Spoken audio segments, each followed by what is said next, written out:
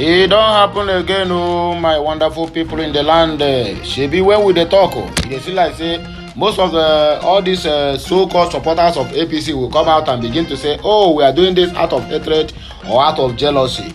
Look at it here now. Even the former president of Kenya, Uhuru Kenyatta, have come out and led the so-called president-elect of the Federal Republic of Nigeria or of the Fulani government of Nigeria that he need to meet those ones who are aggrieved over his selection at the polls, not over his election, because nobody elected him as far as Nigerians are concerned, as far as the youths are concerned. So he has come out now to let them know, or let him know that he need to reach out to all those people. In which way that he need to do this? First, you need to make peace with Nigerians and the youths who leave everything or whatsoever, not minding the situation of the country, the insecurity and the rest of them, and go and queue on the line to collect their PVCs. On the day of the voting, they were at the voting ground, voted wisely, exercised their civic rights on who they wanted to lead them in this 10th National Assembly and also this 16th President of the Federal Republic of Nigeria. But the INEC and the so-called people who have already keep this country dry, who have siphoned every possible money that is supposed to be used in the development of the country. They pack all of them inside their home simply because they want to use it to buy votes and to make sure that whoever they choose is who is going to rule, whether the masses like it or not. Reach out to those aggrieved about your selection or victory. Kenyatta tells Tinubu. That is supposed to be our main headline for this morning broadcast. Yo, my wonderful people, good morning, good afternoon, good evening, depending on where you are. Happy New Week to you all. Today is the D-Day where they want to swear in. Let's buy the fact they have finished the rituals of the handing over transition documents or whatever. So today is the D-Day that they want to do what? They want to declare him as the president of the Fulani government of Nigeria. Today happens to be the 29th day in the month of May and in the year of 2023. So my wonderful people, make gonna do what? Remember the prayer on one of my broadcasts this morning, which you need to be praying. If possible, make it doctor's prescription, morning, afternoon, and evening. If possible, midnight. And the prayer point is this: whether you are doing incantation or even if narration you dey pray for, fine and good, or all chinachi, depending on the chi where you know. So everyone, they use something. So don't allow them to use it for something. Because if you fail to use something, my dear brother and sister, be rest assured, they will use it for something.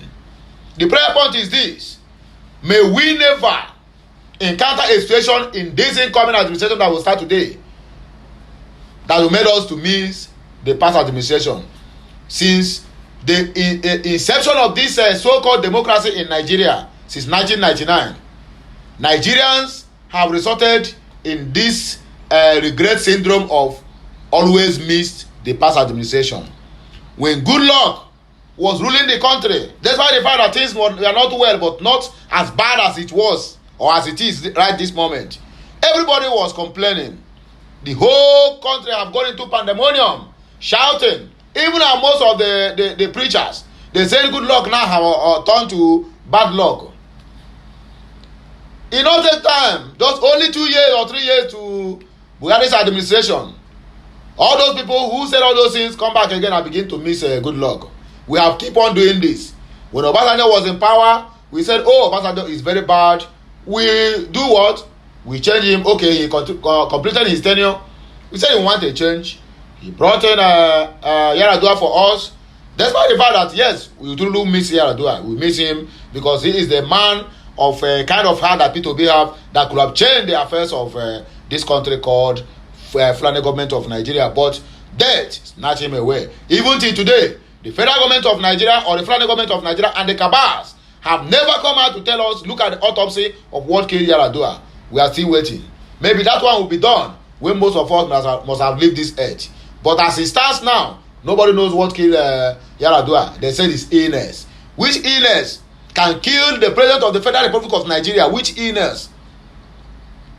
under this outgoing administration, spent over 8 good months, if not 1 year, going to different hospitals, make sure that even the money he used to treat himself, I mean Buhari, is old enough to give us uninterrupted 24-hour power supply. And then you tell me that death or illness is what killed Yaradua. My dear, we need to rethink. Another government have come. They will start their duty after today. And what are we hoping for to see? We're hoping to see the best. If they know something, if they will correct the mistake of that same party that brought us to where we are today, according to what do they call it? This vice president, Yemosi Banjo, then fine and good. Then if you are here now, I saw the broadcast or the speech of Remi Tinubu saying that they have gathered enough money that will sustain them, that they don't need Nigerian money to survive, that they are there to serve. And I believe, and I hope so, not I believe, I hope that what do they call it?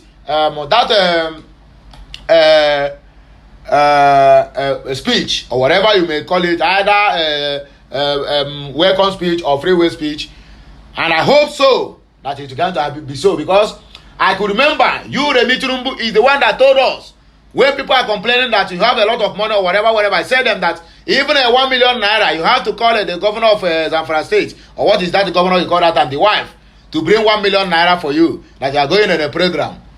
And at the end of the day, even she brought the money, you forgot to take the money again for the program, simply because there is enough money. But then you tell us you don't have money, that not as you think, that you and your husband don't have money. Now the same you again, Remi Tinubu, come back again to tell us that you have enough money to survive. I mean, which one are you going to take yourself? Sometimes they say, hey, women in politics are the best. I swear to God, if you give women a chance that they give the man, they will sow this country and put the money inside their akpekus. Rubbish. I beg my wonderful people, please, you never subscribe to my channel. Right time to you to do that. Make sure you turn on the notification button so that you'll be notified this time we'll go live or post something on this channel or any other channel related to Okute Daily Talk.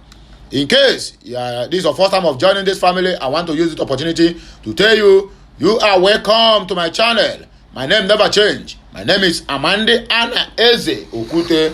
I am speaking from the platform of Okute Daily Talk. I am that your media man and that your broadcaster with a difference. You understand me? Nobody can compare with me. I tell you, nobody can compete with me. My own way of broadcast is different from other people. So if you are listening to me, you are getting the news from a right source. And we don't propaganda, we don't give fake news. The former Kenyan president has advised the president-elect Bola Ahmed Tinubu to reach out to those aggrieved by his victory in the 2023 presidential election and build a more prosperous and unified Nigeria. Uhuru Kenyatta stated this on Saturday while delivering his speech as a guest speaker at the presidential inaugural lecture held at the State House Conference Center, Aso Rock. The former Kenyan leader advised the president-elect to ensure his leadership encompassed all citizens regardless of whatever or not they supported, regardless of whether or not they supported him during the selection process. Uhuru Kenyatta said Tinubu must surrender or surround himself with the voices that challenges his own, adding that he will lose nothing and gain everything by reaching out across the political, ethnic, and religious lines. He said the contest is now over and the hard work of building a prosperous and unified Nigeria now begins. Upon assuming the office of the presidency, you will be wise to transcend from the tactical politics of an election and assume your role as Nigeria's vision bearer. This will demand a complete overhaul of the adversarial mindset that we as politicians are conditioned to embrace during the electoral processes. As president, you must learn very quickly to lead those who do not love you and those who love you with equal passion and commitment, because you are now the father of all. Your Excellency, when your countries are in election mode, or selection mode. The people and their leaders are more divided than ever and boxed into their various sectarian and partisan interests. However, when you are the head of the state and you take command of the country's armed forces, you become the embodiment of the sum total of the many different ethnic groups and religions that make up your country. And you become the symbol of unity. Indeed, you have become the face of Nigeria. I encourage you to surround yourself with the voices of those who will counterbalance the hardliners that feel entitled to a piece of your office. You will lose nothing and gain everything by reaching out across the political, ethnic, and religious lines. To those who may feel aggrieved by your victory or by your selection in one way or another, please allow them to resolve and be part of your vision for a greater Nigeria. It is my hope and my prayer that a lesson from across the continent will give you the resolve to walk the difficult path of overcoming those three enemies. I started by monitoring the three enemies of nationhood, negative ethnicity, religious discrimination, and corruption as your fellow African. I look forward to a Nigeria that emerges from this transition, ready to flex and fight for its rightful place on the global stage with both hands at ready. It's all right. Bandits don't kill 20 farmers, injure others in Zamfara community. Yet, the outgoing administration always claims to us that they have stopped insurgents, or they have defeated insurgents in the northeast, northwest, and north central. Government to be believed to be armed terrorists have carried out a fresh attack, resulting in the death of more than 20 farmers in the Goga area of Maradun local government area of Zamfara state. A resident from the region who requested anonymity told Daily Post during a telephone conversation that the bandits targeted the farmers while they were busy in their farming activities on Wednesday. The attackers, he said, intended to kidnap some of the farmers, but were unsuccessful in their endeavor. As soon as the farmers realized the danger, they swiftly attempted to flee to save their lives. However, the bandits opened fire on them, ruthlessly taking the lives of 22 individuals, according to the residents, the source said. He added, those dreaded terrorists have promised to unleash horrific attacks on our community, and we are calling on all concerned authorities to come to our aid as quickly as possible before the situation spreads out of control. When contacted, the State Police Public Relations Officer ASP Yazid Abubakar confirmed the incident. However, he maintained that the 9 people were killed, while 5 others sustained gunshot injuries and were currently receiving medical treatment. The police spokesperson emphasized that a combined anti-terrorism team had been deployed to the area, restoring all semblance of normalcy, according to the spokesperson.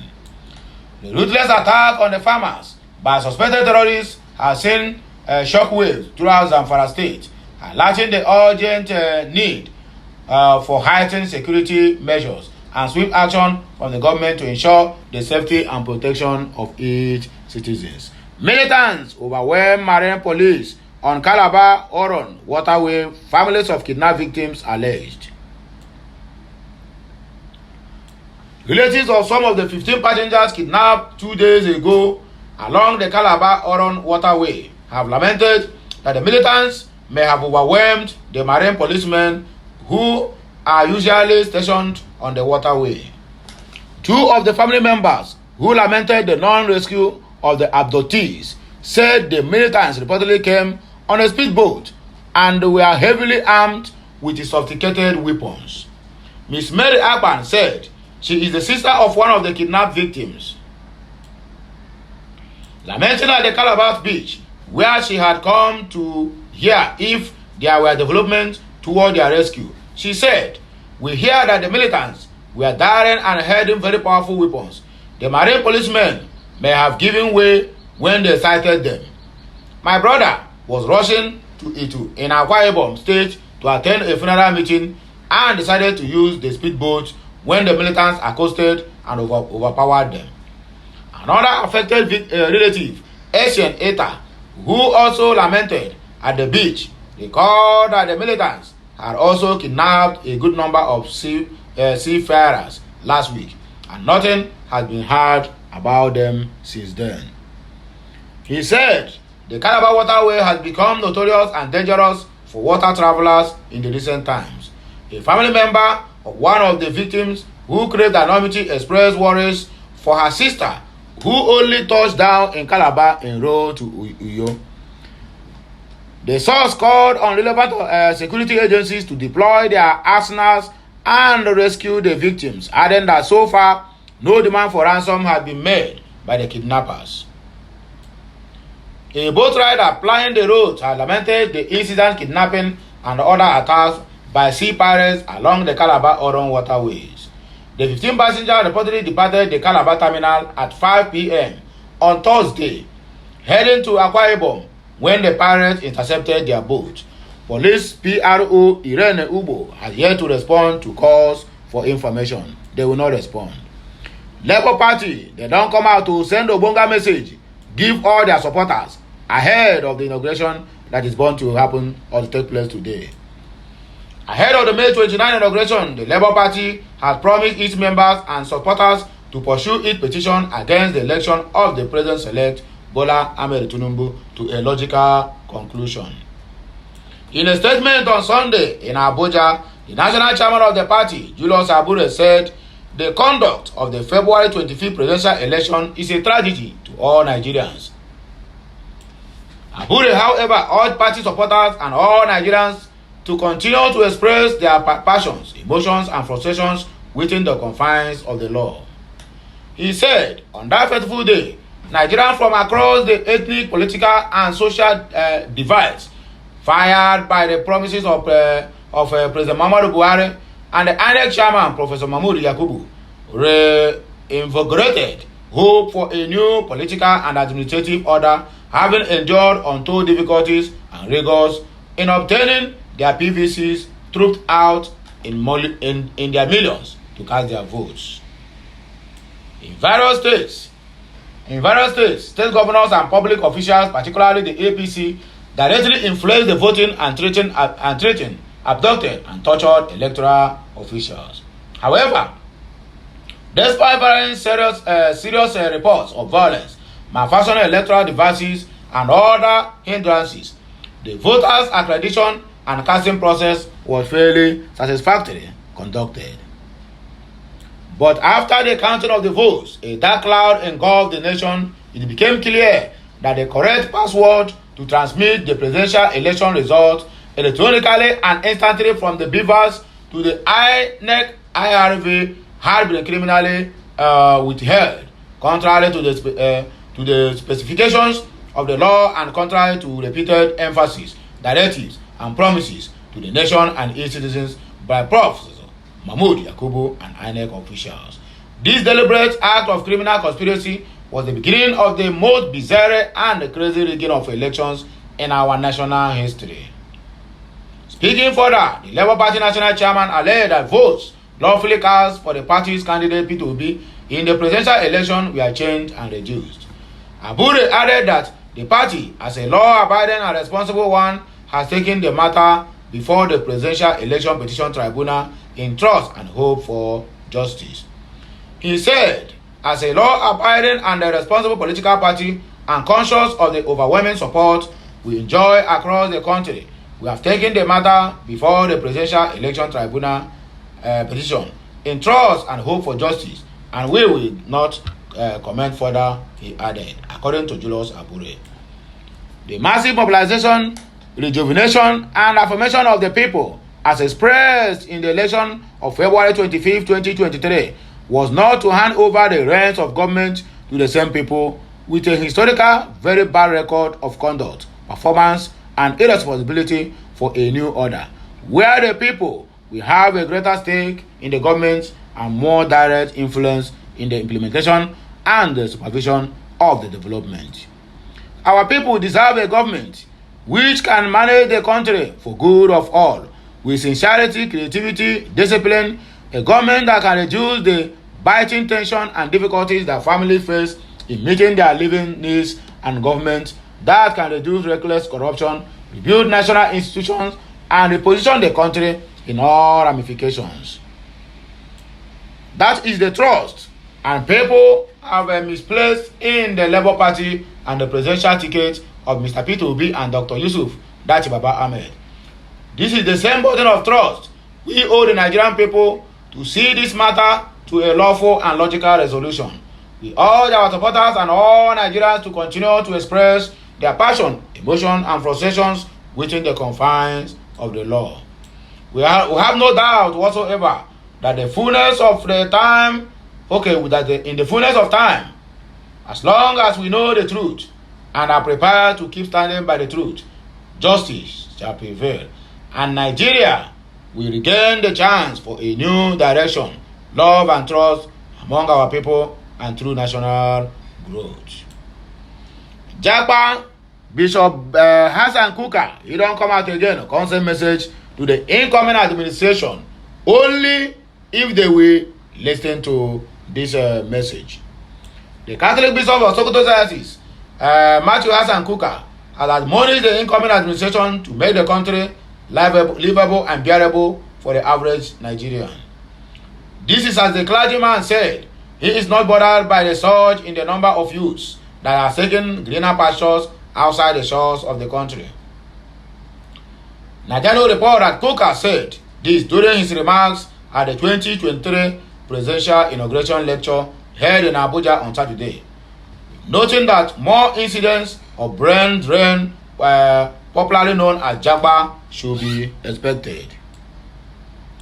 He, however, all the Vice President-elect Kashim Shettima, who represented President-elect Bola Ahmed Tinubu at the event, that his government should make life favorable for Nigerians abroad to feel comfortable coming back home. He said, the young Nigerians who are leaving our country, I always say to them, no, I am not worried. Really, I am not worried. Let them go. It is for the good of the country. The challenge for us as Africans is to think the way the Asians have thought. That is, you go to Europe, you go to America with a purpose, but that purpose means coming back home to develop your country. But it also means that that country must create an environment in which you can feel confident to come and present the gift that God has given you. I have two young men. They are in America. They just finished from a prestigious university. I said, when are you coming home? They said, Bishop, coming home to do what? I said, no, coming home to do what? To continue. We don't have an uncle who is a senator. We don't have anybody in government. What are we coming home to do, according to these brothers? So, Mr. Vice President-elect, the challenge for you is to make this country believable, livable, credible, so that all of us together can stand in one tent and build a great nation. Speaking further, Kuka recalled his time as a student in the United States of America and how he was offered permanent residence after preaching at a church. The clergy pointed out that when I say, okay, it may not be working, but this is one of the most beautiful countries in the world. I am not being flippant.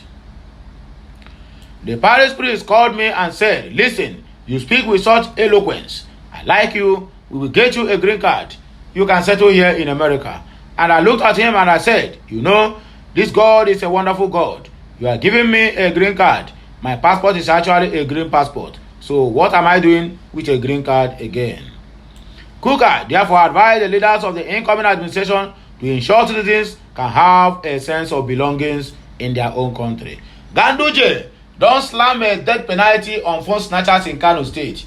So what about our so-called politicians who keep on squandering our funds? What penalty are you giving them? Nigeria can never work again. Poor man suffers all the whole laws being made in this country. The Kano State Governor, Abdullahi Ganduje, has said phone snatched in the state would henceforth face death penalty. Nigerian report that the governor made this known in a statement on Sunday through the Commissioner for Information and Internal Affairs, Malam Mohammed Garoba. The commissioner stated that the governor declared that phone snatching, armed robbery, and any individual or group caught in the act will be treated with the death penalty. According to Garoba, Ganduje during his valedictory season with the Kano State Security Council said the perpetration of the act in recent times has reached worrisome heights and therefore needs drastic measures. He said the council had agreed to put in place a special squad within the security system to deal with the menace and other acts of criminality in the state. The commissioner further stated that all essential preparations had been made to ensure a calm inauguration ceremony and all miscreants who would use the occasion to cause violence in the name of celebration to desist from doing so.